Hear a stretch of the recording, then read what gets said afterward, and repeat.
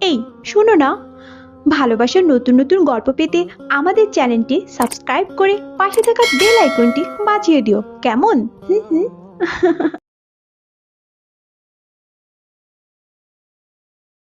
যেতে যেতে পথে পূর্ণিমা রাতে চাঁদ উঠেছিল গগনে, দেখা হয়েছিল তোমাতে আমাতে, কি জানি কি মহালগনে, শালা চাঁদ উঠেছিল গগনে।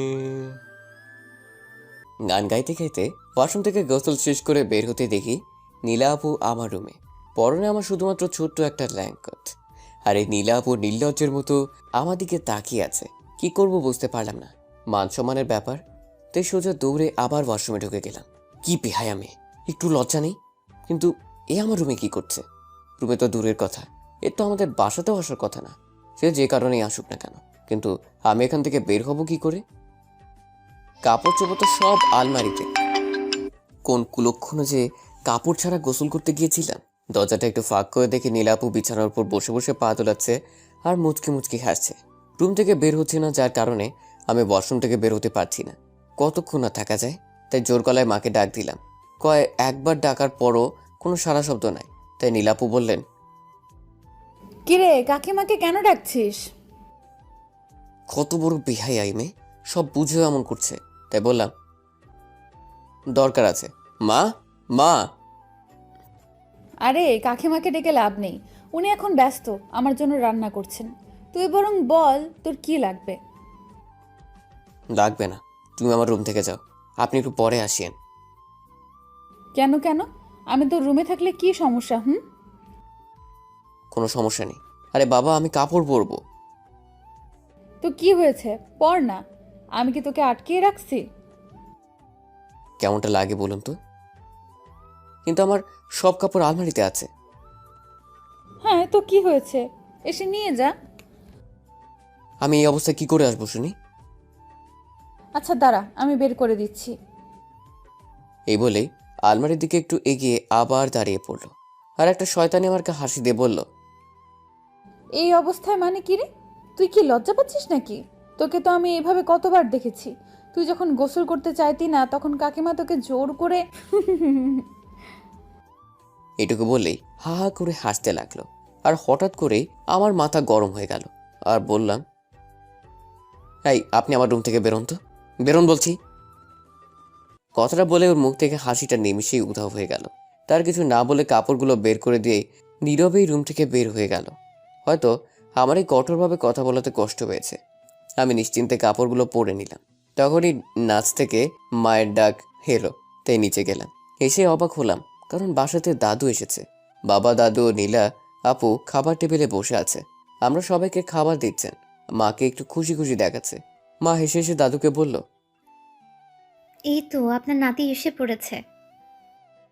মাকে এমন খুশি আগে কখনো দেখিনি। মায়ের বিয়েটা ছিল লাভ ম্যারেজ। বাবা আসলে দাদার বিরুদ্ধে গিয়ে মাকে বিয়ে করেছেন। দাদু চেয়েছিল বাবা যাতে তার ভাইয়ের মেয়েকে বিয়ে করে, কিন্তু তা হয়নি। সেজন্য দাদু মাকে মেনে নেয়নি, মাকে বাড়ি থেকে বের করে দেয়। তাই বাবাও নিজের বাসা ছেড়ে দেয়। কিন্তু আমি যখন পৃথিবীতে আসি তখন দাদু বাড়িতে বেশি থাকতাম, কারণ বাবার ধারণা আমার কারণে হয়তো দাদু মাকে মেনে নেবে। কিন্তু আমি এত বড় হয়ে যাওয়ার পরেও দাদু মাকে বাড়িতে ফিরিয়ে নেয়নি।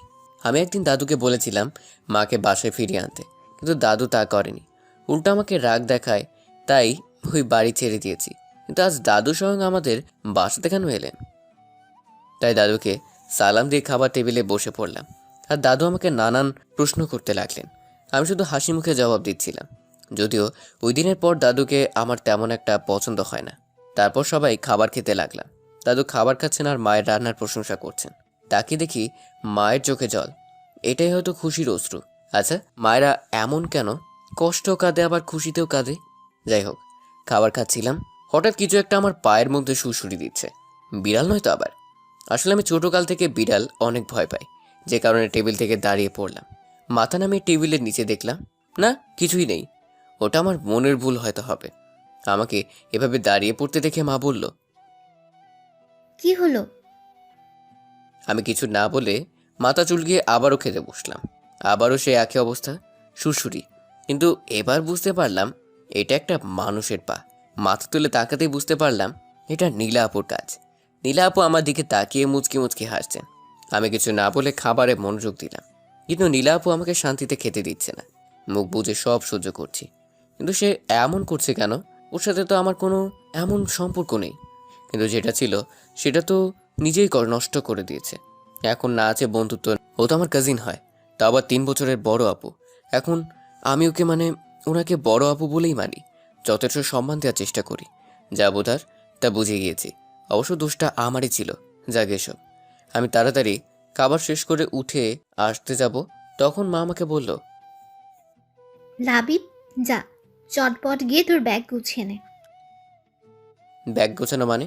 আমি কি কোথাও যাচ্ছি নাকি? মা হ্যাঁ সূচক মাথা নাড়ালো। যখন আমি বলবো কোথায়, তখন নীলা আপু বলে উঠল, আরে, এখন থেকে তুমি কাকা কাকিমা আমাদের নিজের বাড়িতে থাকবি। সেই জন্যই তো দাদু তোদের সবাইকে নিতে এলো। এখন থেকে আমরা সবাই একসাথে থাকবো। ভালো হবে না বল? কথাটা শুনে আমার খুশি হওয়া উচিত ছিল। ছোটবেলা থেকে তো আমি এটাই চাইতাম, কিন্তু আমি খুশি হতে পারছি না। কারণ সেদিন ওই ঘটনা আর নীলা আপুর সাথে এই বিচ্ছিরি ঘটনার পর আমি নিজেই নিজেকে প্রতিজ্ঞা করেছিলাম যে আমি আর ওই বাড়িতেও নীলা আপুর সামনে আর কখনই যাব না। আসলে আমি নীলার থেকে দূরে থাকতে চাই। এখন কি করা উচিত তা বুঝতে পারছি না, তাই নিজের রুমে চুপচাপ চলে এলাম। এতদিন পর সবাই ওই বাসাতে যাব, সবাই কত খুশি। এখন কি করে আমি যাব না বলি? আমাকে ছাড়া তো কেউ যাবে না। আমার ভাগ্যটাই খারাপ। কেন যে আমি সেদিন নীলাকে নিয়ে ওইসব ভাবতে গিয়েছিলাম। কিছু বুঝতেছেন না তো? চলেন বুঝিয়ে বলি। ছোটবেলা থেকে নীলা আপু আর আমি খুব ভালো বন্ধু ছিলাম। যদিও সে আমার থেকে 3 বছরের বড়। আমি যখন ওই বাড়িতে যেতাম নীলা আপুর সাথেই সব সময় থাকতাম। ছোটবেলা থেকেই নীলা আপুকে আমার ভালো লাগতো। যখন আমি কলেজে ভর্তি হই, তখন আমি বুঝতে পারি নীলা আপুর প্রতি আমার ভালোবাসাই ছিল না, তার থেকে বেশি কিছু ছিল। আমি তাকে ভালোবাসতাম, আর আমারও মনে হয়েছিল নীলাও আমাকে ভালোবাসে। এর অনেক কারণ ছিল, যেমন নীলা আপু আমাকে অনেক কেয়ার করতো। আমি ঠিক সময় খাবার খেয়েছি কিনা, পড়তে বসেছি কিনা, ইত্যাদি ইত্যাদি। আর সুযোগ পেলেই দুজনে ঘোরাঘুরি করতাম আর খাওয়া দাওয়া।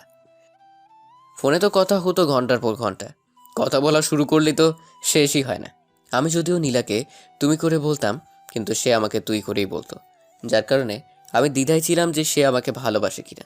আমি আসলে পড়াশোনায় বরাবরই একটুখানি গিয়েছিলাম আর কি। আর পরীক্ষার খাতায় আশপাশ করে লিখেই পাশ করে যেতাম। তো সেই কারণে আমার ক্লাসমেট ঋতুকে পরীক্ষার আগে থেকেই তল্লাই কথা শুরু করেছিলাম। প্রতিদিন ওকে এখানে ওখানে ঘুরতে নিয়ে যেতাম, ওর পছন্দের খাবার খাওয়াতাম, ও শপিং করাতাম। আর শপিংয়ে গিয়ে হয় যত বিপত্তি। সেখানে নীলা আপু আমাদের একসাথে দেখে নেয়, আর ঋতু বেচারিকে সবার সামনে থাপ্পড় দিয়েছিল। ঋতু গাল ডলতে ডলতে আমার দিকে তাকিয়েছিল। ও ভাবছিল আমি নীলাকে কিছু বলবো। নীলা আপু ছিল ঋতুর বড়, আর নীলার রাগী চোখ দেখে সে সেখান থেকে বিদায় নিয়েছিল। আমি শুধু অবাক দর্শকের মতো তাকিয়েছিলাম। তারপর নীলা আপু বলল, এই তোর পড়াশোনা? নীলা এর আগে কখনো আমার সাথে এত রাগী গলায় কথা বলেনি, তাই কথার খেই হারিয়ে ফেলে বললাম, আসলে না হয়েছে কি কি বলবো ঠিক বুঝে উঠতে পারছি না। তখনই নীলা বলে উঠল, আমি তোকে কতবার ফোন করেছিলাম দেখেছিস? সকালে ফোন রিসিভ করে আমাকে কিছু না বলতে দিয়েই বললি তোর পরীক্ষা, তাই তুই পড়ছিস, আর ফোন ধরলি না। তাই তোর বাড়িতে গিয়েছিলাম, তুই সেখানেও ছিলি না। তাই একা একা শপিং করতে এলাম, আর এসে দেখি তোর কি আদৌ মনে আছে আজকে কি? আমি তার কথা এতক্ষণ মন দিয়ে শুনছিলাম। তারপর বললাম, আজকে কি? সে আমার কথায় বিরক্ত হয়ে ওর ব্যাগ দিয়ে আমাকে মারতে লাগলো। তারপর তার হাতের ব্যাগগুলো আমাকে দিয়ে বলল, রাতে এগুলো পরে চলে আসিস। তারপর নীলা আপু আর এক মুহূর্ত এখানে দাঁড়ালো না। আমি ওর সাথে সাথে সেখান থেকে বেরিয়ে গেলাম। অনেক কয়টা কল করেছি নীলাকে, কিন্তু ধরেনি, বারবার কেটে দেয়। বুঝলাম মনে হয় অনেক রাগ করেছে। আসলে নীলার আজ বার্থডে, তাই গিফট কিনতে এখানে এসেছিলাম। ঋতুকে এমনি নিয়ে আসিনি, ভেবেছিলাম একসাথে 2 কাজ হয়ে যাবে, কিন্তু কি থেকে যে কি হয়ে গেল। বাড়িতে এসে নীলার দেওয়ার শপিং ব্যাগটা খোলার পর কাপের সাথে একটা ভিউ কার্ড বেরিয়ে এলো। অবাক হয়ে কার্ডটা খুলতেই একটা মেয়ে কণ্ঠ বলে উঠল, I love you, I love you. এই কথা শুনছিস? আই লাভ ইউ বলছি কিন্তু। এটা শোনার পর কিছুক্ষণ টাসকি খেয়ে বসে রইলাম। আই লাভ ইউ বলাটা আর মন কাড়া হাসিটা এখন আমার কানে বাজতে লাগলো। আমার সাথে এমনটা হবে ভাবতে পারিনি। এই মেয়ে কণ্ঠটা নীলার। নীলা যে নিজে থেকেই ভালোবাসি কথাটা বলবে ভাবতেই পারিনি। আমি এখনো বিশ্বাস করতে পারছি না নীলা এই কথাগুলো আমাকে বলেছে। হঠাৎ ব্যাগে একটা চিরকুট দেখলাম। সেটা খুলে দেখতে পেলাম নীলার হ্যান্ডরাইটিং। সেখানে লেখা ছিল, আমি জানি না তুই এখন কি ভাবছিস, কিন্তু এটাই সত্যি। জানিস, অনেক দিন ধরে ভাবছি আমার মনের কথাটা তোকে বলে দেই, তবে কেন জানি বলে উঠতে পারছিলাম না। আর আমি জানি তুইও আমাকে পছন্দ করিস। আমি ভেবেছিলাম তুই আমাকে বলবি, কিন্তু না, তুই বলতে পারলি না এতদিনেও, তাই বাধ্য হয়ে আমাকেই বলতে হলো। জানিস, তোকে অনেক ভালোবাসি। অনেক কথা আছে তোর সাথে আমার। রাতের ছাদে চলে আসিস, সাবধান, কেউ যেন জানতে না পারে। আমি তোর জন্য অপেক্ষা করব। চিঠিটা পড়েই যেন আমার হার্টবিটটা বেড়ে গেল। সব কিছু যে এত সহজে হয়ে যাবে তা ভাবতেও পারিনি। হঠাৎ ফোনটা বেজে উঠল। ফোনটা হাতে নিয়ে দেখি এটা তো আমাদের ভার্সিটির বড় ভাই নিলয়। একদম ভদ্র একটা ছেলে, কিন্তু ওকে আমার একদমই পছন্দ না, কারণ এ হলো নীলার ক্লাসমেট। ফকিনি সবসময় নীলার সাথে সাথেই ঘুরঘুর করে। নীলাও কিছু খালি ওর কথাই টেনে আনবে। যাই হোক, ফোনটা রিসিভ করলাম। হ্যালো, আসসালামু আলাইকুম। কেমন আছেন নীলা ভাই? ভালোই। তুমি কেমন আছো? আমিও ভালো আছি। কিছু বলবেন ভাইয়া? ওই, আসলে নীলা কি কখনো আমার সম্পর্কে কিছু বলেছে তোমাকে? মানে ঠিক বুঝলাম না ভাইয়া। তখনই মনে হলো কোনো নারী কণ্ঠ নিলয়কে ডাকছিল। তার কিছু না বলে সে ফোনটা রেখে দিল। অতঃপর সন্ধ্যাবেলা তৈরি হয়ে সোজা নীলাদের বাড়ি এলাম। বাবা মা কেউ আসেনি। বাসাতে ঢুকে দাদু, আঙ্কেল ও আন্টির সাথে দেখা হলো। মনে হয় তেমন কোনো মানুষকে ইনভাইট করেনি। সেটা সবাই পরিচিত মানুষ আর নীলার বন্ধু বান্ধবতার মাঝে নীলা ছিল। আর এটাই হলো এই বাড়ির নিয়ম, খুব পরিচিত লোক ছাড়া কাউকে ডাকা হয় না। সবাইকে দেখতে পেলেও নীলাকে দেখতে পাচ্ছিলাম না। আন্টিকে জিজ্ঞেস করতেই বলল ও রুমে রেডি হচ্ছে। কথাটা বলেই আবার বলল ওই তো নীলা এসে পড়েছে। আমার সাথে সাথে সবাই সিঁড়ির দিকে তাকালো। আমি তো শুধু অবাক হয়ে তাকিয়ে রয়েছি, কারণ নীলা আজ একটা আকাশি নীল শাড়ি পরেছে। আর আমি যতটুকু জানি শাড়ি পরা ওর পছন্দ করে না, কিন্তু ওকে খুব সুন্দর লাগতেছে শাড়িতে। নীলা নিচে এসেই আমার দিকে তাকিয়ে অন্যদিকে চলে গেল। কারণ হলো আমি ওর বার্থডে ভুলে গিয়েছিলাম। তারপর আর কি, কেক কাটা হলো। একটু পর দেখি নীলা পেছনের দিকে তাকিয়ে ছাদের দিকে যাচ্ছে। চিরকুটে তো আমাকে ছাদে যেতে বলেছিল। তখন আমি ছাদের দিকে পা বাড়াতে পেছন থেকে আন্টিটিকে বলল দাদু নাকি ওষুধ শেষ হয়ে গেছে, তাই আমাকে যেতে হবে। এত লোক থাকতে আমাকেই বলতে হলো। এই কথা তো আর আন্টির মুখের উপর বলতে পারি না, তাই একটা হাসি দিয়ে ফার্মেসিতে গেলাম। ওষুধ এনে আন্টির হাতে দিয়ে আর এক মতো দেরি না করে ছাদে গেলাম। আমার মনের ভিতরে একটা উত্তেজনা কাজ করছে। আমার মনটা খুব অশান্ত হয়ে গেছে। ছাদের দরজার কাছে এসে একটা বড় নিঃশ্বাস ছেড়ে নিজেকে একটু শান্ত করে নিলাম। হাসি মুখে দরজাটা খুলেই ছাদে পা রাখতেই আমার মাথায় যেন আকাশ ভঙ্গে পড়ল। এটা আমি কি দেখছি? নীলা আর নিলয় দুজনে খুব কাছাকাছি দাঁড়িয়ে আছে, কিন্তু এখন ওই হারামি নীলাকে কিস করার চেষ্টা করছে। যদিও নীলা বাধা দিচ্ছে আর না করছে, আমি অবাক হচ্ছি নীলার এই কাজের জন্য। ওর এখন উচিত ছিল নিলয়কে থাপ্পড় মারা, কিন্তু নীলা তেমন কিছু করছে না। আমার মাথায় যেন আগুন ধরে গেল। তাই সামনে এগিয়ে গিয়ে শরীরের সমস্ত শক্তি দিয়ে নিলয়কে একটা লাথি মারলাম। লাথিকে সে টাল না সামলাতে পেরে নিচে পড়ে গেল। আমি আবার ওকে আর কয়েকটা লাথি মারলাম। এবার লাথিটা মুখ বরাবর গিয়ে পড়েছে, তাই ব্যথায় হারামজাদা চেঁচিয়ে উঠল। আমার তাতে কি, কলার ধরে উঠিয়ে মুখ বরাবর একটা ঘুষি মারলাম। যখনই আরেকটা মারতে যাব, নীলা এসে পেছন থেকে বাধা দিল, বলল লাবিব, ছাড়, ওকে কি করছিস? ও ব্যথা পাচ্ছে, ওর কষ্ট হচ্ছে, ছাড় বলছি। কে শোনে কার কথা? নীলাকে সরিয়ে দিয়ে আর একটা পেট বরাবর দিলাম। শালায় আবার চেঁচিয়ে উঠল, নিজেকে আমার থেকে ছাড়ানোর চেষ্টা করলো। তখন নীলা আমাকে সর বলে একটা ধাক্কা দিল। আমি ধাক্কাকে দূরে সরে গেলাম। আর নীলা দৌড়ে গিয়ে নিলয়কে উঠাতে উঠাতে কান্না সরে বলল, তুমি ঠিক আছো তো? তুমি ঠিক আছো তো? আশ্চর্য, আমি নিলয়কে মারছি বলে নীলা এইভাবে রিয়েক্ট করছে কেন? তাই আমি বললাম, আরে নীলা আপু, তুমি পাগল হলে নাকি? ও তো আমার কথা শেষ না করতেই আমার গালে ঠাস করে একটা থাপ্পড় দিল। আমি অবাক হয়ে বললাম, আরে আপু, ও তো তোমাকে জোর করে কিস করতে চাইছিল, তাই আমি ওকে মারলাম। হ্যাঁ, ও আমাকে কিস করতে চেয়েছিল, কিন্তু করেনি তো। লাবিব, নিলয় আসলে ভালো ছেলে, ও এরকম না। আমি তোকে বুঝিয়ে বলছি কি হয়েছিল। কিন্তু প্লিজ লাবিব, নিচে অনেক লোক, এসব জানতে পারলে সমস্যা হয়ে যাবে। কথাটা শেষ করতে পেছন থেকে আওয়াজ আসলো, কে এইভাবে চিৎকার করলো? কি হয়েছে এখানে? আমি পেছনে তাকে দেখে আঙ্কেল, নীলা, দাদুকেও আঙ্কেলকে দেখে অনেক ভয় পেয়ে গেল। আমি তখন এটা সেটা বলে সব কিছু ম্যানেজ করলাম। তখন দাদু বলল, ঠিক আছে, এখন তোরা নিচে আয়। এই রাত্রিবেলায় ছাদে কি করিস তোরা? আচ্ছা দাদু, তোমরা যাও, আমরা আসছি। সবার সাথে সাথে নীলয়ও নিচে চলে গেল। এখন শুধু আমি আর নীলা ছাদে দাঁড়িয়ে আছি। আমি নীলার দিকে তাকিয়ে দেখি এখনো ভয় কুকড়ে আছে আর সিঁড়ির দিকে এক নজরে তাকিয়ে আছে। আমি তাকে ডাক দিতেই চমকে উঠে বলতে লাগলো, কি হয়েছে? তুমি ঠিক আছো তো? আমার আবার কি হবে? আমি তো ঠিক আছি। জানো, তোমাকে আজ খুব সুন্দর লাগছে, একেবারে নীলপরি। সত্যি বলছি নীলা। একটু লজ্জা পেয়ে বলল, তাই নাকি? তুই কবে থেকে মেয়েদের প্রশংসা শুরু করে দিলি? আমি তো আগেও কতবার সেজেছি, কখনো তো এমন প্রশংসা করিসনি। আজকে এমন কি হলো? এই যে শাড়ি পরে এত সুন্দর করে সেজেছো। ও আচ্ছা, তার মানে তোর শাড়ি পছন্দ, তা আমাকে আগে বললেই পারতি। আমি বললে কি শাড়ি পরতে? তা অবশ্য পরতাম না, কারণ শাড়িতে আমার খুব আনইজি ফিল হয়। আম্মু বলল এজন্য আজ পরলাম। আজকে তোর কি হয়েছে বলতো? তোর মতলবটা কি? আজ এইভাবে কথা বলছিস কেন? আমি আর সময় নিলাম না। পকেট থেকে ওর জন্য কিনে আনা বালা বের করে হাঁটু গেড়ে বসে ওকে প্রপোজ করলাম। Nira, I love you. আমি তোমাকে ভালোবাসি, অনেক আগে থেকেই বাসি, কিন্তু কখনো বলার সাহস পাইনি। আজকে বলছি, তুমি আমাকে বিয়ে করবে? কথা দিচ্ছি, তোমাকে অনেক ভালোবাসবো, কখনো কষ্ট পেতে দেব না। শুধু আমাকে ফিরিয়ে দিও না। নীলা আমার দিকে ভূত দেখার মতো করে তাকিয়ে আছে। কি হলো, কথা বলছো না কেন? তারপর আমি দাঁড়িয়ে পড়ে বললাম, আমি সরি, আমার এই কথাগুলো আগেই বলা উচিত ছিল, কিন্তু তুমি কিভাবে নিবে তাই ভেবে আর বলিনি। কিন্তু জানো, তোমার এই মেসেজ আর চিরকুটটা পেয়ে অনেকটাই অবাক হয়েছিলাম। কি হলো, তুমি কথা বলছো না কেন? কি বলছিস তুই এগুলো লাবিব? তোর কি মাথা ঠিক আছে? আমরা দুজন কাজিন হই, তুই আমাকে কি করে ভালোবাসতে পারিস? আর আমি তোর থেকে গুনে গুনে 3 বছরের বড়। এমনটা তুই ভাবলি কি করে? নীলার এমন কথা শুনে আমি মুহূর্তেই পাথর হয়ে গেলাম। কি বলছো এসব?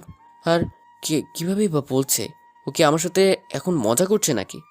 আমাকে চুপ থাকতে দেখে নীলা আবার বলল, লাবিব, তুই ভাবতেও পারছিস এটা অন্য লোক জানতে পারলে কি ভাববে? তোর এতটুকু কমন সেন্স নাই? কে রে, কথা বল। তুমি সব কি বলছো নীলা? ওই চুপ, আপু বল। তোমার সমস্যাটা কোথায়? মানে তুই বুঝতে পারছিস না আমরা কাজিন? তুই যেটা ভাবছিস সেটা হতে পারে না। তো কি হয়েছে, কাজিনদের মধ্যে কি কখনো বিয়ে হয় না? তোমার মা বাবা তো কাজিন, কই তাদের তো কেউ কিছু বলে না? হ্যাঁ ঠিক আছে, কিন্তু আমি তোর থেকে বড়, এটা হয় না লাবিব। এবার আমার মাথায় রাগ উঠে গেল, তাই বললাম, তোমার সমস্যা কি? আমার উল্টাপাল্টা কথা বলছো কেন? তুমি নিজেই তো আমাকে আগে ভালোবাসার কথাটা জানালে, আর এখন কী সব উল্টাপাল্টা বলছো? শোনো, এটা কোনো মজার বিষয় নয়, এটা আমার জীবনের প্রশ্ন, আমার ভালোবাসার প্রশ্ন। আমি তোকে কখন বললাম যে আমি তোকে ভালোবাসি? আরে আজকেই তো বললে। দেখ লাবিব, আর ফাজলামো নয়, অনেক সহ্য করেছি। আরে তুমি তো আমাকে ভয়েস মেসেজ আর চিরকুটটা দিলে, তুমি তো বললে আমাকে ভালোবাসো, এখন এমন করছো কেন? কিসের মেসেজ আর কিসের চিরকুট? আমার এখন ভীষণ বিরক্ত লাগছে। আমার পকেটে চিরকুটটা ছিল তাই আমি ওকে দিলাম। আমার হাতে চিরকুটটা দিয়ে এক দৃষ্টিতে তাকিয়ে আছি, কিন্তু চিরকুটের দিকে এক দৃষ্টিতে তাকিয়ে আছে তো আছেই, মাথা তুলছে না আর কথাও বলছে না। আমি বললাম, কি হলো, এখন কথা বলছো না কেন? লাবিব দেখ, আমি অনেক সরি। কথাটা বলেই মাথা নিচু করে নিল, তারপর বলল, লাবিব দেখ, অনেক বড় একটা গন্ডগোল হয়ে গেছে। দেখ, আমি তোকে দোষ দিচ্ছি না, এটা আমারই দোষ, তার জন্য সরি। মানে কী সব বলছো তুমি? লাবিব প্লিজ, আগে আমার কথাটা শোন। বলো। ওই ভিউ কার্ডটা আর ওই চিঠিটা নীলয়ের জন্য ছিল। জানি না কি করে বাই মিস্টেক এটা তোর কাছে চলে গেছে। আমি সরি লাবিব। নীলার কি কি যেন বলে যাচ্ছিল, আর কিছুই আমার কানে আসছিল না। আমি যেন এক অন্য জগতে চলে গিয়েছিলাম। একটা চাপা কষ্ট হচ্ছে, যেটা বাইরে কাউকে বলে বোঝানো যাবে না। তার মানে নীলা আমাকে না, নিলয়কে ভালোবাসে। সরি লাবিব, তুই যেটা ভাবছিস সেটা কখনো হতেই পারে না। আর প্লিজ নীলয়ের কথাটা এখন কাউকে বলিস না। নীলার আর কোনো কথা গ্রাহ্য করলাম না। ধীরে ধীরে ছাদ থেকে নেমে গেলাম। নীলা হয়তো ডাকছিল, কিন্তু আমি শোনার চেষ্টা করিনি। কারোর সাথে কোনো কথা না বলে বাসা থেকে বেরিয়ে গেলাম। বাইরে জোর হাওয়া বইছে, হয়তো এক্ষুনি ঝড় উঠবে, কিন্তু তার থেকে তো বড় ঝড় আমার মনে চলবে। বাইক চালিয়ে বাড়ি ফিরতে ফিরতে বৃষ্টিতে কাক ভেজা হয়ে গেছি। বাসাতে ঢুকতেই মা ব্যস্ত হয়ে পড়লো যে আমি কেন ঝড় বৃষ্টিতে ভিজে বাসায় ফিরলাম। মায়ের কোনো কথা কানে না নিয়ে সোজা নিজের রুমে চলে এলাম। আর তারপরই ঘুম। গভীর রাতে টের পেলাম শরীর গরম হয়ে গেছে, আর মাথায় জলপট্টি দেওয়া। কিছু না, অভ্যাস মতোই জ্বর চলে এসেছে। ছোটবেলা থেকেই এটা চলছে, একটু বৃষ্টিতে ভিজলে কঠিন জ্বর চলে আসে। মা জানতো আমার জ্বর আসবে, তাই আমার রুমে চলে এসেছে। আমাকে চোখ খুলতে দেখে মা বলল, কিরে বাবা, কষ্ট হচ্ছে খুব? তুই কেন শুধু শুধু বৃষ্টিতে ভিজতে গেলি? আমি তোকে এত বলি, তারপরেও আমার একটা কথাও শুনিস না তুই। মায়ের কথা শুনে আমার নীলার কথা মনে পড়ে গেল। নীলাও সবসময় আমাকে বৃষ্টিতে ভিজতে বারণ করতো। ওর কথাটা মনে উঠতে যেন বুকের ভিতর কষ্টটা আরো বেশি নাড়াতে উঠল। অতপর মায়ের কোলে মাথা রেখে কেঁদে দিলাম। মা জিজ্ঞাসা করলো কি হয়েছে, কিন্তু আমি কিছুই বলিনি।